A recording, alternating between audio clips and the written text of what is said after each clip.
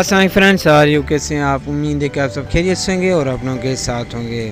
तो फ्रेंड्स, आज का हमारा प्रोडक्ट है mouse is red glue board. इस ग्लू बोर्ड में आप माउस के चूहे के अलावा कितनी चीज़ें पकड़ सकते हैं, चिपका सकते हैं, आपको रिव्यू करके बताएंगे। हम आपको ये बताएंगे कि हमने ये रखा था और हमारे पास कौन कौन सी चीज़ें चिपक गई है और हमने कहाँ पर रखा था।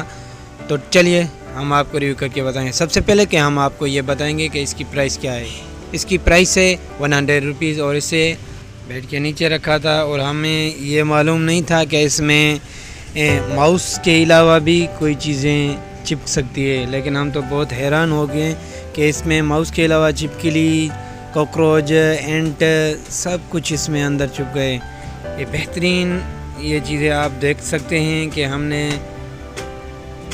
बेड के नीचे रखा था और ये चीज़ें इसमें चिपक गई है। आप छिपकलियों से भी बहुत तंग होंगे, आपको ये छिपकलियाँ ऐसे ही चिपके हुए मिल जाएंगी। बेहतरीन है, आपकी ज़िंदगी को आसान बना देगी। 100 रुपये, 100 रुपीज़। Thank for watching.